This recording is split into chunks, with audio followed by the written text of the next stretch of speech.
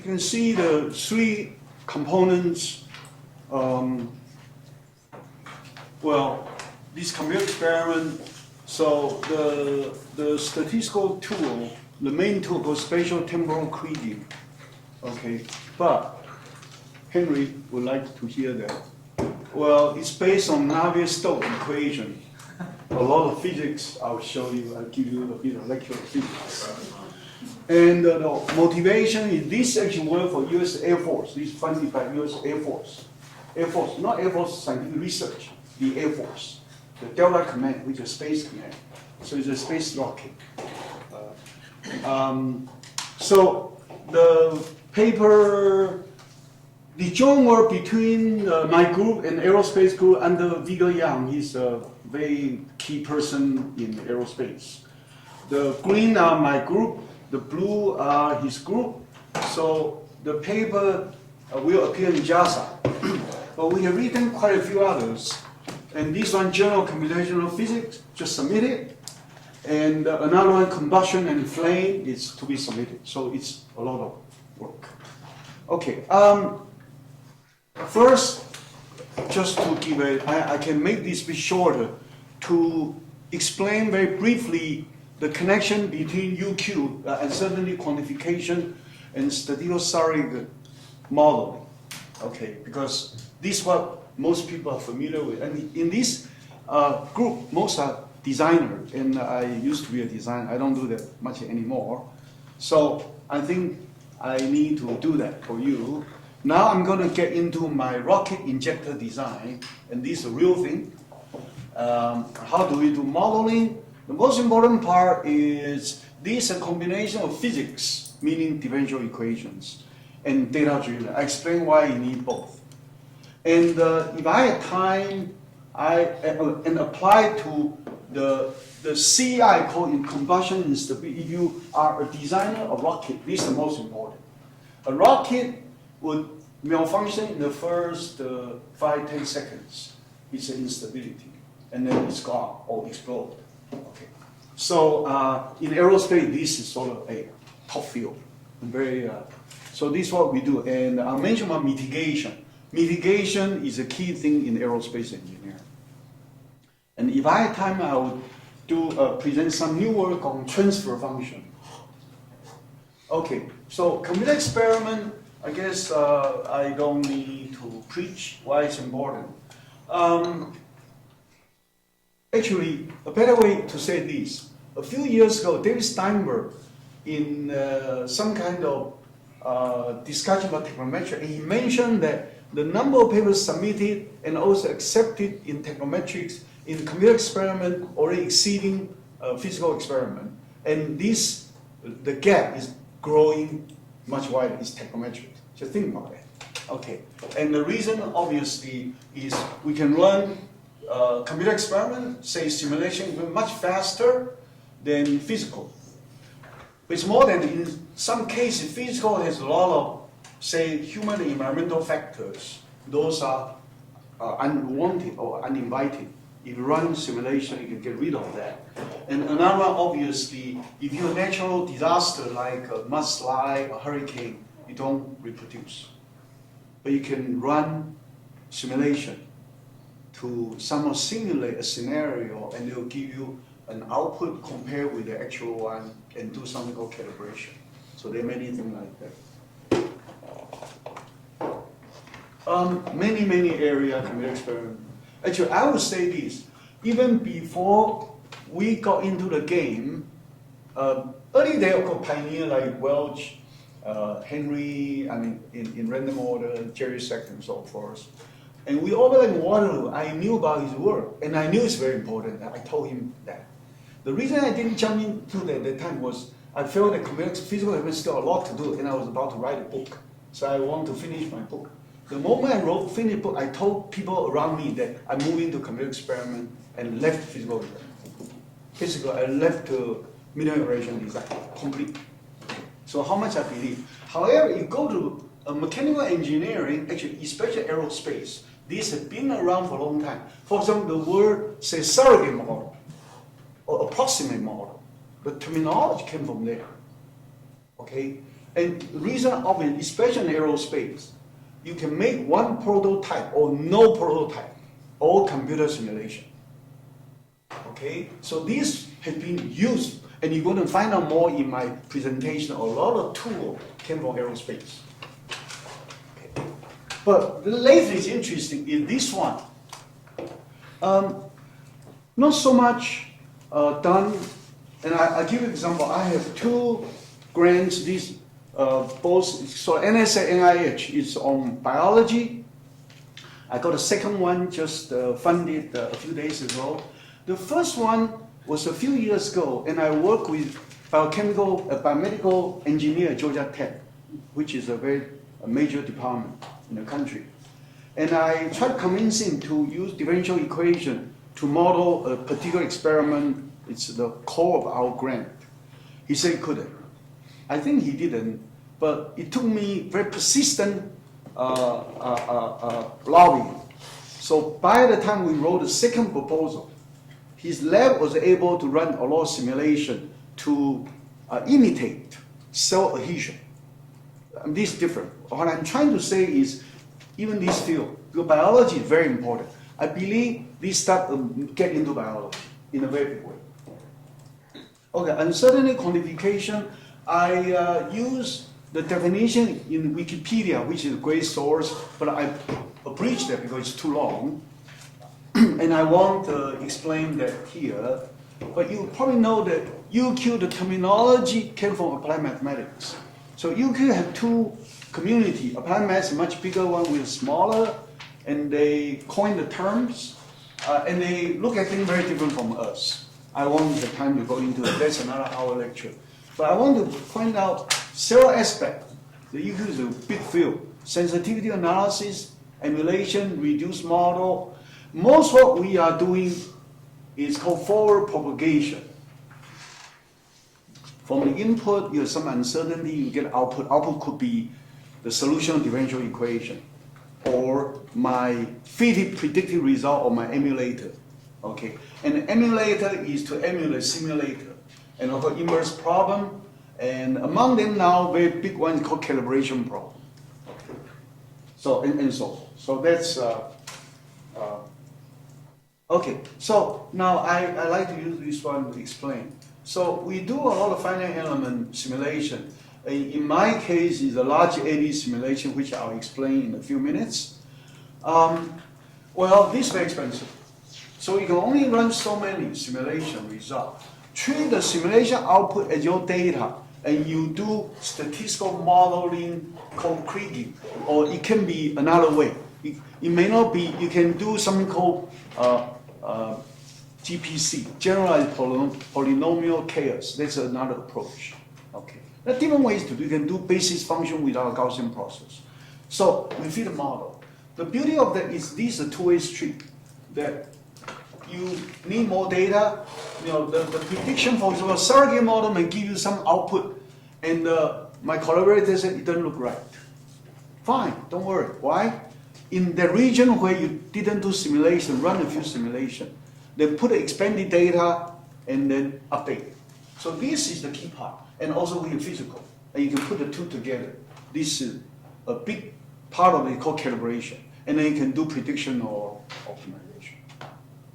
Well, now use a terminology more familiar to engineer and the scientist. The bottom box is a simulator, and we're an emulator. Okay, so main part of my talk will be developing an emulator so much faster, and almost mimic exactly the turbulence of military grade. This is the result of my work in the physical. So we can do UQ, both from this. So traditionally, engineers, they'll do simulation, but remember this is very expensive, and do UQ. Now they'll go through emulator and do UQ. Because emulator can run a lot more. Okay, now let's do this. I won't have time to go into all the parameters. So it's an injector design in rocket engine. And Vega Yang is the major person. He actually won the von Karman Prize last year, so the highest prize in aerospace. So you put the liquid oxygen into this chamber. Okay? Now, if you can, so the design parameter will be, among them, the velocity and angle of the oxygen. And that will allow adequate mixing of the fuel and oxidizer. Okay? So the combustion performance depends on that. And there are other parameters, like on the next slide. So we have, this one is non-classified, so I can say, because I don't know the true parameters. And the actual one is bigger, but to my satisfaction is the algorithm and the code we developed and then thrown over the firewall to the other side was scalable. Well, we did it in such a way, so we're very happy about it, and they're very happy about it. Injector length, nozzle radius, inlet diameter, injector angle, distance, and all these things. So we want to evaluate the effect of design parameter on the mixing performance, and eventually the last step, key thing, is the combustion instability. By the way, if you attended the Spring Research Conference in Rutgers, you heard it already, so you should doze off. But my last part on transfer function is new. So. Okay, so you need to do something called the large eddy simulation. And so simulation output is not the value, this is the simulation output. Okay, so it's and digitized is really very expensive. You can see that the red is the input liquid oxygen, and the blue flow is the gaseous fuel, and the two are being mixed. Okay, now differential equations. I didn't do that. Henry and I didn't conspire, so we were good friends for a long time. But this is the famous Navier-Stokes equations. You have three components: conservation of mass, of momentum, of energy. Okay, and you really ask me in detail, I don't know. The way we collaborate is actually very close collaboration. Every week meeting, often I saw the aerospace student in my lab discussing with my student about statistics. And then my students try to understand, I can only say basic physics. You don't try to understand, do whatever they know. But you need to be able to collaborate and don't make mistakes. Well, but it's more than that. It's called coupled Navier-Stokes, because this is a chemical reaction. So you have this transport equation is a combustion chemistry, because the chemistry involved. Okay. So the three sexual equation plus this one together called a coupled Navier-Stokes equations. Okay. Now this is very important to understand. If you want to feel very comfortable and reliable, you do a direct numerical simulation. But this is basically impossible. It's really time consuming. Really time consuming. In the academic environment, they don't do that. I heard in the actual environment, they may do run a few. I mean, use super large computer. Mostly they do called large eddy simulation.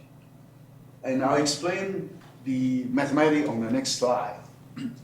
The large eddy, the small eddy are very difficult to simulate. The large eddy is easier, and it's very commonly done in applied mathematics. So let me go. So the idea of this is the large eddy is an integral equation of the small eddy, where, and then, so a lot of mathematics and physics have been done by these people for the last 30, 40, 50, 60 years. Okay. Okay, so this is how you do the large eddy, and this is the small scale, and you do a filtered one. Okay. Of course, all the simulation done by my aerospace colleague. Okay. But my students are aware of what they do. Among them, I have a really top student, he's a Canadian, Simon Mack. That is an incredible guy, yeah. And he can learn physics, he can anything. He's the one who leads the whole group, although he's very young, from Simon Fraser, yeah, my PhD student. And a lot of papers he's the first author. There are other parts I won't, like Yoshizawa, there's a lot of physics. I won't go into that, and we don't do that. So now why we need data analytics? Simulation, as I said, it's very expensive, and I'll show you later, but these are non-military grade turbulence simulator, 6 weeks. One run, 6 weeks. Cluster computer. So you cannot do that to survey the whole design space. And the US Air Force knows that. I mean, this is very group of smart people. There are a lot of companies like Pratt & Whitney, General Electric, and Rolls-Royce. These are 3 big engine makers in the world, so they know all this stuff. So, okay, so DNS take months to do, and the large 81 takes several weeks. In this case, is 6 weeks. So you need efficient emulation of flows. Well, our emulator in the end I'll show you only run 45 minutes, and I'll show you in the animation ours mimic almost exactly the result. And this is the slide that just convinced the Air Force of top brass. Can see that? Oh my God, show you how to do that. And I'll explain why we do UQ over there. That's also very important for designer of the jet. And the correlation is very important. The correlation will bring out the physics. This one I need to explain when we get there, because we need that to mitigate the CI, the combustion instability. And this is how we use a lot of machine learning to do. Well, this I don't need to, just for those why Gaussian-temporal Kriging can be useful. And this one will have done that. But let me use this picture for those who do not know the field. If I only have observed the 6 observations, and at each point I have this point right, not uniform, the confidence band. There's nice thing about Kriging predictor is any statistical method actually has a UQ capability.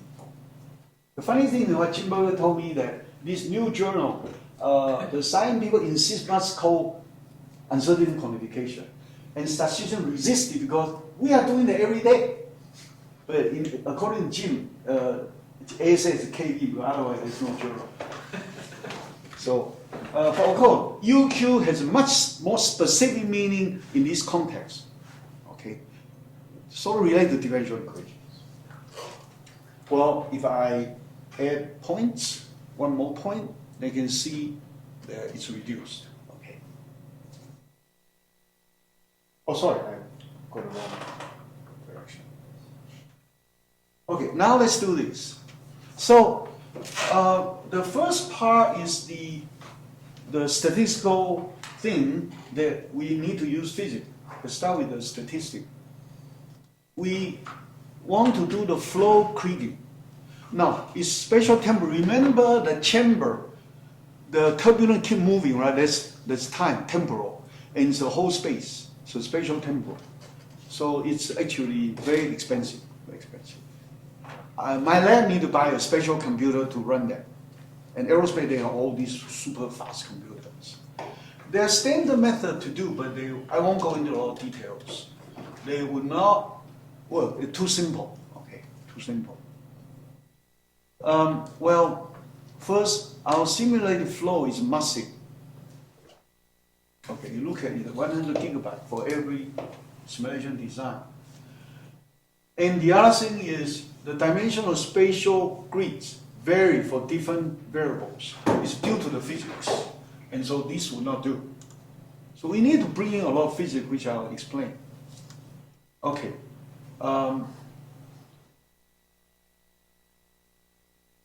This slide explains, it's an overall slide.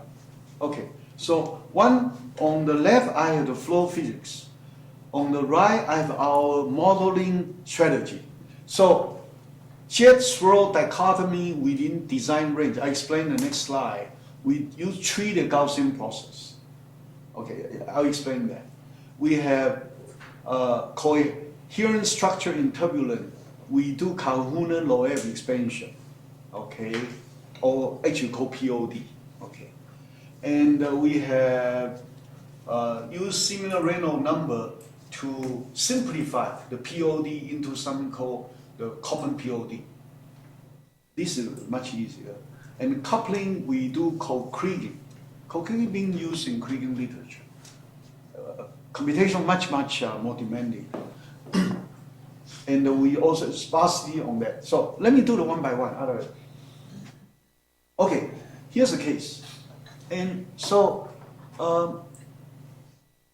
the aerospace people knew from the theoretical and empirical result that this particular injection, there are two dichotomous mechanisms.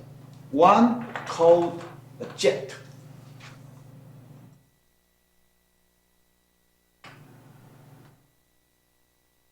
Oh, this is the swirl.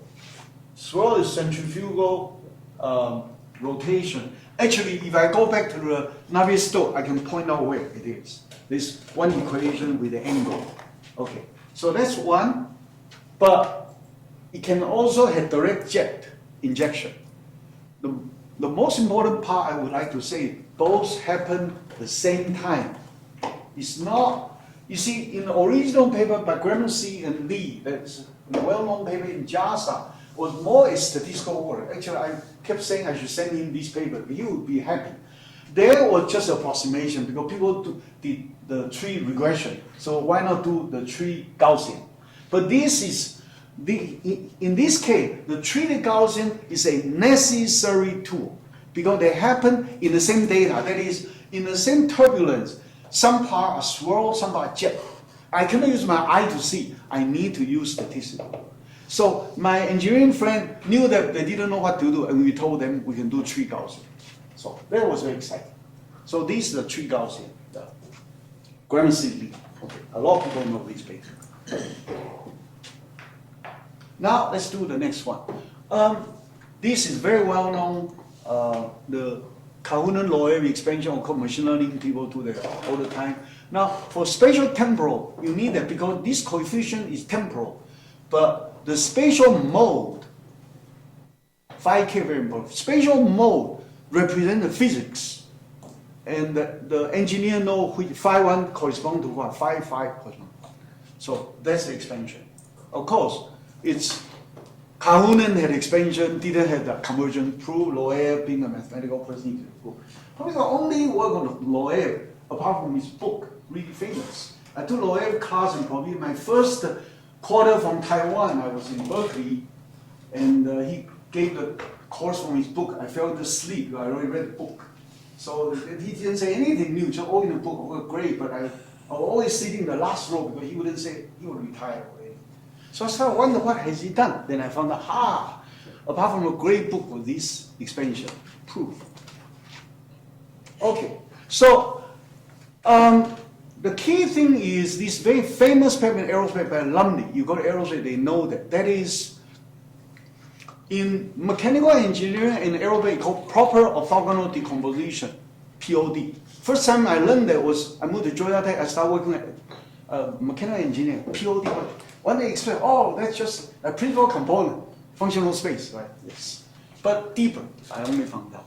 So the thing is, the different spatial mode would allow you to extract the instability structure from the turbulence flow. And this paper, actually, look at Lumley's paper. This is a famous paper, turbulence.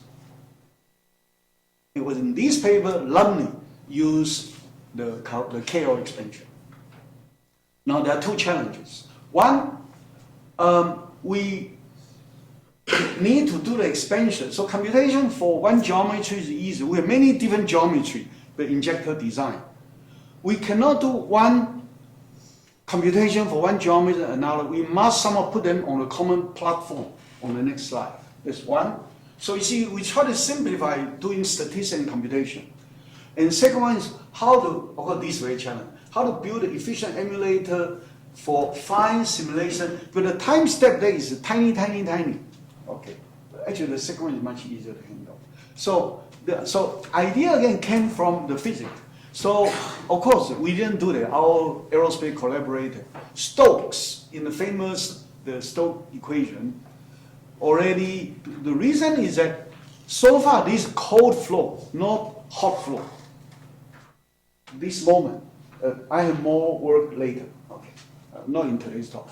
Cold flow, the Reynolds number are similar, and therefore you can use the same KL expansion. What you do is you can do a scaling, very simple scaling, and put all the geometry into one common grid.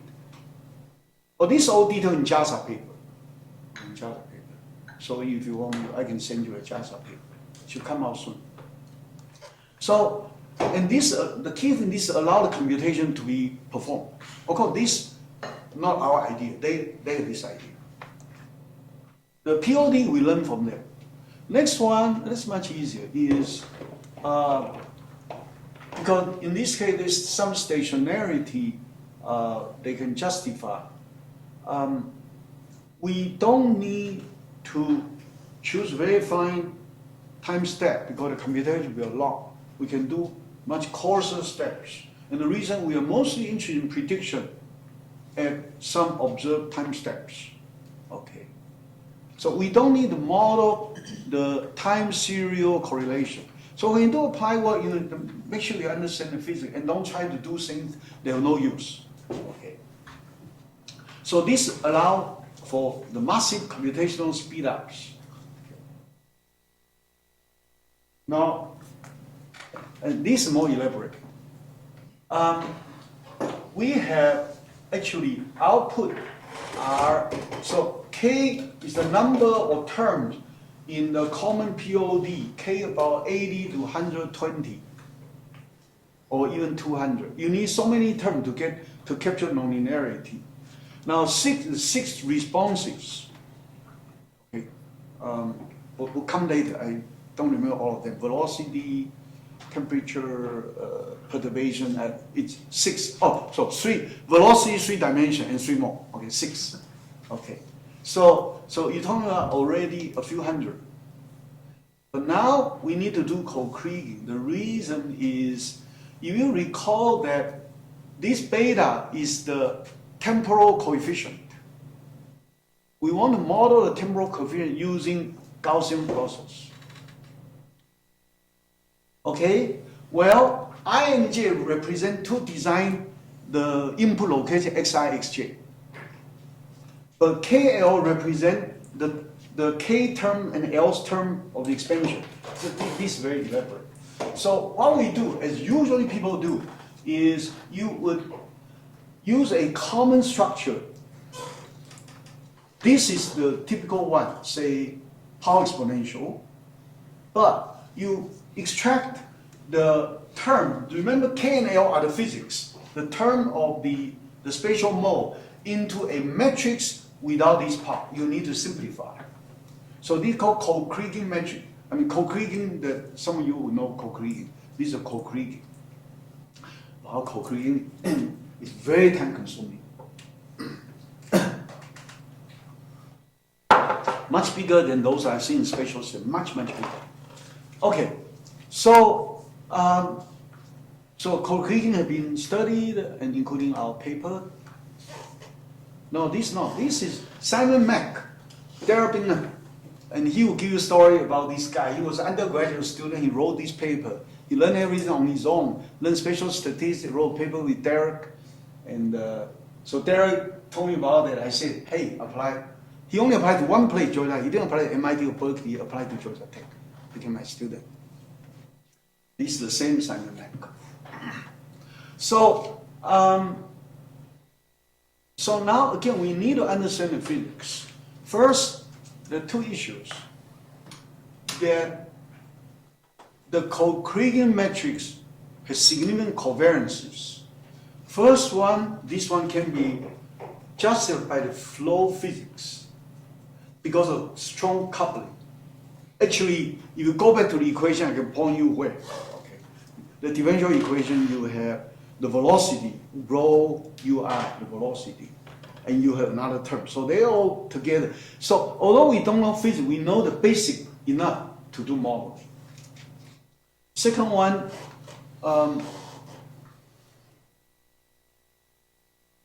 we had to make sure that the covariances can be estimated correctly. Of course, we collaborated with them, and they know the physics. And I'll show you later that we did that. Okay, so it's a T metric. This T metric does not involve the correlation structure between input space. It's another matrix, and this is a huge matrix. Okay, because this is 6K times 6K. 6K is about 700. It's a 700 by 700 matrix. So there's a lot of sparsity involved. So this is a lot of computation. So sparsity allows for estimation and selection. Well, sparsity again is justified, and there was a paper by Pope in aerospace. So of course, a lot of these issues they were aware, but they were not the analytic people. We are the analytic people, but we had to work with the physics people. So the sparsity. And the next step is this allows us to extract and rank flow instability. This all come later. Now we do graphical lasso. Okay, so you remember I have two structures. This matrix, and we have the R, let me use IJ, it's not good. So this is this one matrix, this is another matrix. So we need to iterate the computation between the two, otherwise we cannot do. Okay, so these are GP parameters. We fix a GP parameter, we use graphical lasso to do this, to select a sparse number of flow coupling, namely, and because from the physics they knew that there are only some of the physical variable, the spatial mode, that had any meaning. Okay, but you can always choose a tuning parameter of graphical lasso to get a sparser number of terms. So you fix that, do that. Now once you choose that, you iterate and do GP.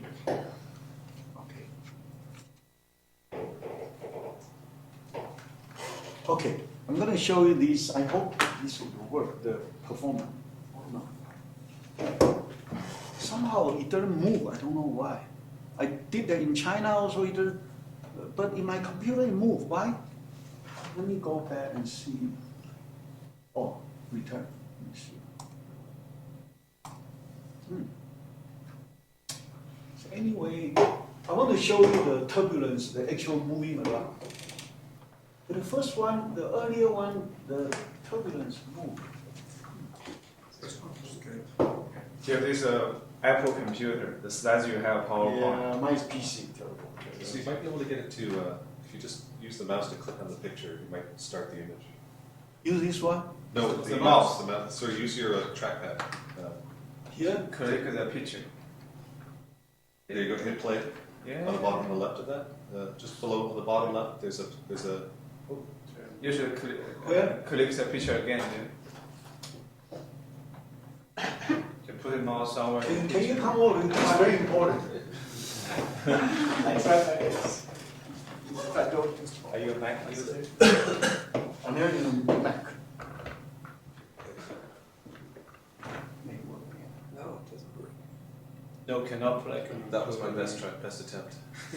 Yeah, the format issues. Yeah, this one supposed to be the Windows machine, and this one is the Mac. It's okay. Okay. I will just. Wave your hands along. These take 6 weeks. These take 45 minutes. Although I don't show you the animation, you can see it mimic really well. Okay? So you wonder where they may not mimic so well, what do you do? It's usual practical work. So suppose say this part is much more subtle. This is not. Then you run a few large eddy simulations. And so expanding my data, I repeat my stuff, and it'll help. That you know where you need, you just do more. Okay? So, and I would say this, I think this is the holy grail of UQ. That is, you find an emulator that is computationally much, much faster and can mimic the simulator. That is much more important than convergence asymptotic theory in the annals. No, this is the most important, the real challenge. And the next one also showed that this is for pressure. There was for density, this pressure. Pressure we use a Fourier transform. And so you can see the red and the black. So we show you 4 pictures. Actually, there are sensors probing here. Probe, this is very subtle stuff. The A position, the probe, and we only show you 4 out of 8. 2, 4, 6, 8. And same with temperature. So you have density, pressure, and temperature, plus 3 components of velocity, 6. So 6 output.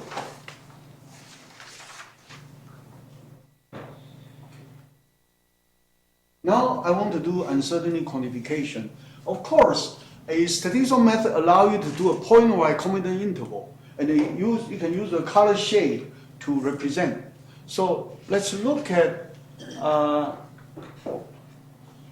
the confidence interval, this part.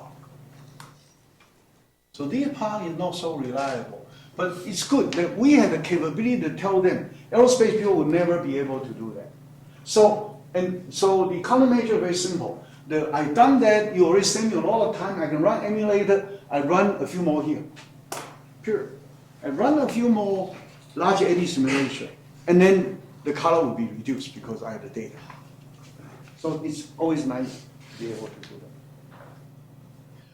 Okay, so I would say, so for example, in this case, design is really a very minor issue. We use Roshan's Max Pro 10 minutes. This computation, but computation doesn't mean just computation, meaning you know the physics, from the physics, as I've shown you, do the right modeling, always keep in mind how to run it fast and reliable.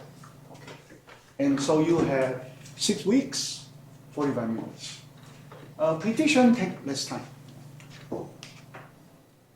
Now I want to show you the flow coupling extraction. So if you recall, we do the graphical lasso. Let's only look at the red one. The red one are the major correlation from the graphical lasso. Let's look at U1 and W1, this one. There's X velocity and Z velocity. This one is, can be justified by the Bernoulli equation that relate the, oh no, actually, this one should be here. Okay. This is U1 and P1, velocity and pressure. So this is based on our analytic work, but there's a physical explanation. Let me read this one. Velocity perturbation can be used to control heat release. Let me focus on that, because this is where the combustion stability is. The pressure leads to the heat release. So if there's a high correlation between velocity and heat release, then you can somehow change the velocity to reduce, to dampen the heat release, and therefore mitigate the combustion instability. Try to follow the logic. So they came from this. Now U1 and W1 is actually circular flow momentum. Okay, and this is the most important, and I highlight here. Okay, so we actually got something very useful for them. So to recap, when's my time? 5 minutes. So Good. I have transfer function. you also have Yeah, please. So the emulation, as you can see, it looked really good. Can capture the flow physics and instability structure, and we can use emulator to quantify uncertainty, and correlation extraction also really useful. Okay, I want to say a few new things after the May meeting. This current work. Okay, so now so far there's no feedback. Now bring in feedback. Without feedback, you cannot do a rocket design. Why? Let's look at this flow.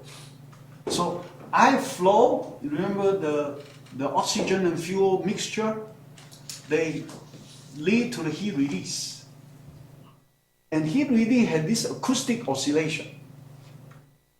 Well, so the idea is that this Wiger-Young's idea, that was one of his fundamental breakthrough. So this feedback cycle, why is that? Well, if the oscillation is in phase, that's bad. Because when they are in phase, the amplitude keep growing, right? You have to be out of phase. Okay. So there was a problem well known for the US Air Force. Okay. So now the idea is something called flame transfer function, although we learned from there. That is, there is feedback behavior, this part, on the next slide. That is using acoustic, artificially creating acoustic oscillation. That was his work, 1990 something, to dampen and disrupt this one. And so by doing that, allow for mitigation of the CI. So the traditional way, Kriging, is this. Okay, these are the equations, the flame transfer equations. Well, the problem is, although this differential equation, very little known apart from that. It's very oversimplified. But when you run experiment with the physical computational, you get data. So you want, and now I think US Air Force knows the analytics very much. Analytics is important everywhere. Okay. Was not. I mean, in the past they learned differential equation. Now they need to. A lot of their students, actually came to industrial engineering to learn statistics because they can get jobs. Okay. So what we need to do is do a statistical modeling, but so we do some variable selection. And this variable selection is quite different from the one we've done before. We need to incorporate the physics in this case. And then this need to low predictive error, and most important is physical interpretation. Okay.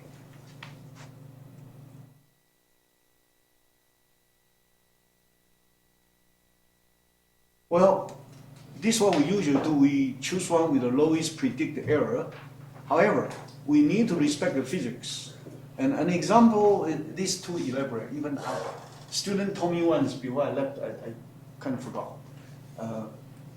The frequency with high transfer gain, this high transfer gain should be in phase. That's from the physics. So remember, so this one, the model selection is very elaborate. You need to respect that in our model selection. So statistical is a very different way of doing that. Probably by the end of the year, we have the paper ready. Now, the traditional way of doing before Wiger-Young's breakthrough was do a passive control. It's a mechanical design. This Kriging gas turbine. Okay, you put here, and then you can control that. But this is not very effective. So another one is actually interesting, is this part here. You put some acoustics in a feedback control. So that you do something called anti-sound to interrupt the feedback loop. That is, to interrupt so that they are not in phase. And then if they are in phase, the amplitude keep growing and lead to instability and explosion. You need to disrupt by doing that. So physically it's so exciting. I was very happy about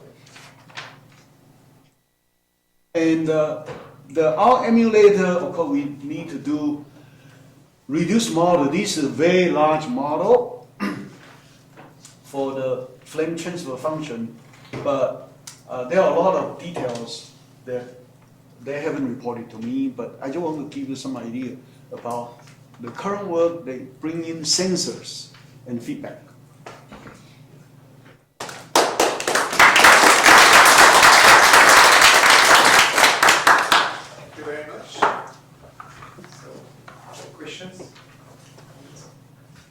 Derek. So I noticed it was really cool, Jeff. So I noticed in your, at least potentially in the simulations that we would like to have seen, the movie you wanted to play, that the small eddies seem to have been in there as well. Small eddy, very hard to emulate. So Yeah. how did you manage to pull that off? Like, The, what component was it? I think can show the small eddy still doesn't capture very well. Oh, okay. That's super hard, right? So I thought, okay. But remember, small eddy hard, the area small eddy do large eddy. To large small eddy cannot do. But you do more large eddy there. Okay. We've done that.